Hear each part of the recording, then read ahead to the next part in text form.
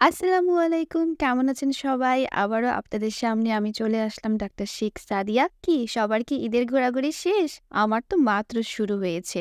আজকে আমরা যাচ্ছি দুনিয়া কাঁপানো সব সেলিব্রিটিদের সঙ্গে দেখা করতে। তাই তো গোধূলি বিকেলবেলায় আমরা ৩ জন পাঙ্কু সাজ সেজে বের হয়ে পড়েছি। তো আজকের ভিডিওটা কিন্তু আপনারা অবশ্যই মিস করবেন না। আমরা আজকে কিভাবে গেলাম, আপনারা এখানে কিভাবে আসবেন, সমস্ত কিছু ডিটেইলস থাকছে আজকের ভিডিওতে। না টেনে সম্পূর্ণ ভিডিওটি আজকে দেখবেন এবং যারা আমাদের ফেসবুক পেজ এবং ইউটিউব থেকে যুক্ত হয়েছেন তারা অবশ্যই একটি ফলো এবং সাবস্ক্রাইব দিয়ে আমাদের পাশে থাকবেন। এই তো আমরা চলে এসেছি আমাদের সেই কাঙ্ক্ষিত জায়গায় যেখানে বসেছি এক ঝাঁক দুনিয়া কাঁপানো সব সেলিব্রিটিদের আড্ডাখানা। তাহলে চলুন দেরি না করে এবার ভেতরে ঢোকা যাক। এই জায়গাটা কোথায়, এখানে আপনাদের কিভাবে আসতে হবে, সবকিছু থাকবে আজকের ভিডিওতে। এটা জানতে হলে আজকের ভিডিওটি আপনাদেরকে শেষ পর্যন্ত দেখতে হবে। সেলিব্রিটিদের সঙ্গে দেখা করতে আসছি, টিকিট তো অবশ্যই করতে হবে, তাই আমরা টিকিট করে নিলাম। টিকিট করে এই গ্যালারিতে ঢুকতেই প্রথমে আমাদেরকে চার্লি চ্যাপলিন এবং মিস্টার বিন স্বাগতম জানাচ্ছিল। আর অন্যদিকে দেখি পাইরেটস অফ ক্যারিবিয়ান ২ হাত বাড়িয়ে আমাদেরকে ডাকছে। সেই সঙ্গে পাশে দাঁড়িয়ে আছে চে গুয়েভারা। আর আরেক সেলিব্রিটি তো এখানে সেলফি তুলতে ব্যস্ত। কি চিনতে পারছেন তাকে? যারা চিনতে পারছেন তারা কিন্তু এখানে অবশ্যই কমেন্ট করে জানাবেন আমাদেরকে। এখানে আরো রয়েছে ডিসি কমিক্সের জনপ্রিয় চরিত্র ওয়ান্ডার ওম্যান, বিখ্যাত গায়ক ও লেখক বব মার্লে এবং পপ সম্রাট মাইকেল জ্যাকসনের প্রতিকৃতি, এবং সেই সাথে রয়েছে লিওনেল মেসি এবং ফিফা ওয়ার্ল্ড কাপের থিম সঙ্গে বিখ্যাত সেই শাকিরার ভাস্কর্য। কিং খান শাহরুখ খানকে দেখে তার সাথে পোজ দিয়ে ছবি তোলার লোভটা তো আর সামলাতে পারলাম না, তাই ছবি তুলে নিলাম। এবং পাশেই রয়েছে আমাদের ছোটবেলার সবচেয়ে জনপ্রিয় দুটি চরিত্র মিস্টার বিন এবং চার্লি চ্যাপলিন। আমার হাজবেন্ড তো এখানে ওয়ান্ডার ওম্যানকে দেখে খুবই এক্সাইটেড হয়ে গেছে। দেখুন, মনে হচ্ছে আজকে তাকে কোলে করে তুলে সে বাসায় নিয়ে আসবে। ওয়ান্ডার ওম্যানকে পেয়ে সে আমাকে ভুলে গেল। আজকে বাসায় যাই, তারপরে তো হচ্ছে।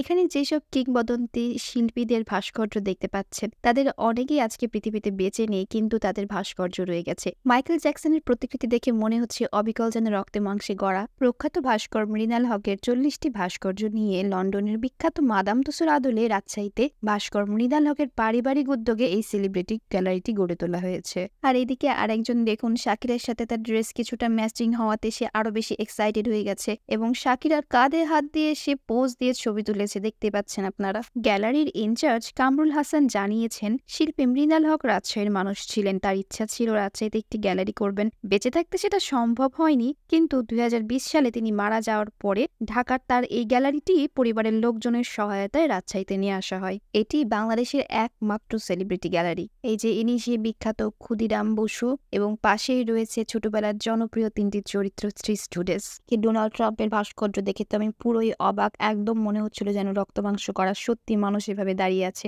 এবং প্রিন্সেস ডায়নাকে দেখে আমার প্রিন্সেস দৌড়ে চলে গেছে তার সঙ্গে ছবি তুলতে। পাশে রয়েছে মহাত্মা গান্ধী এবং মাদার তেরেসা। মাদার তেরেসার পাশে আমাদের বিশ্বকবি রবীন্দ্রনাথ ঠাকুর টেবিল চেয়ারে বসে কবিতা লিখতে ব্যস্ত। আমরা দেখছিলাম দাদু কাকে নিয়ে কবিতা লিখছে। তার ঠিক পাশে রয়েছে আমাদের জাতীয় কবি কাজী নজরুল ইসলাম। আমার মেয়েকে আমি এসব কিংবদন্তি শিল্পীদের সাথে সরাসরি পরিচয় করিয়ে দিচ্ছিলাম এবং তাদের সম্পর্কে কিছু জানা অজানা তথ্য শেয়ার করছিলাম, কারণ সে বইতে তাদের সম্পর্কে অনেক কিছু পড়েছে। এই যে দেখুন, আমার হাজব্যান্ড প্রিন্সেস ডায়নাকেও ছাড় দিল না, তাকে জড়িয়ে ধরে ছবি তুলেছে। প্রিন্সেস ডায়নার বিখ্যাত একটি উক্তি ছিল, আমি যাকে ভালোবাসি সে ছাড়া পুরো বিশ্ব আমাকে ভালোবেসেছিল।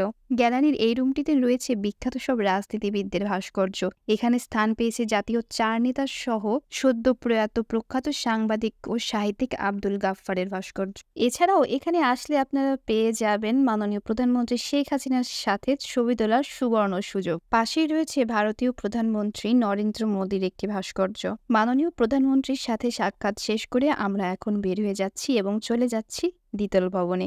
ওপরে যেতে সিঁড়ির পাশে দেখলাম একটি রোবট রয়েছে এবং তার পাশেই রয়েছে আমাদের ছোটবেলার জনপ্রিয় আরেকটি চরিত্র জাদু। এই সেলিব্রিটি গ্যালারির ঠিকানাটা এখন আপনাদের একটু বলে দিই। এই সেলিব্রিটি গ্যালারিটি রাজশাহী মহানগরীর উপশহরের ৩ নম্বর সেক্টরের ১৮৪ নম্বর হোল্ডিং এর একটি দ্বিতল ভবনে অবস্থিত। গ্যালারির প্রবেশ মূল্য রাখা হয়েছে ১০০ টাকা, ছাত্রছাত্রীদের জন্য ৫০ টাকা এবং বাচ্চাদের জন্য ফ্রি।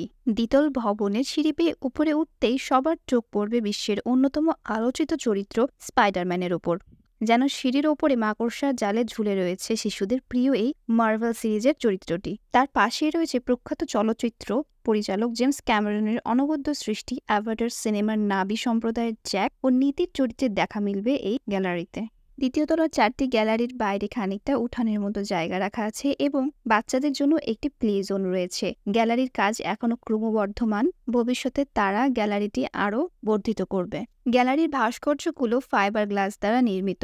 মৃণাল হক তার সুনিপুণ হাতেই ভাস্কর্যগুলো তৈরি করেছেন। বাস্তবে কখনো সেলিব্রিটিদের সাথে এভাবে দেখা হবে কিনা জানি না, কিন্তু তাদের এইসব ভাস্কর্য দেখে আমাদের অনেক ভালো লাগলো। অনেক সুন্দর একটি সময় কাটিয়েছি আজকে আমরা এখানে। আপনারাও যদি চান সেলিব্রিটিদের সাথে আড্ডা দিতে, তাহলে চলে আসতে পারেন এই সেলিব্রিটি গ্যালারিতে। তো আজকের মতো আপনাদের কাছ থেকে আমি বিদায় নিচ্ছি। আল্লাহ হাফিজ। আবারও দেখা হবে পরবর্তী কোনো ব্লগে।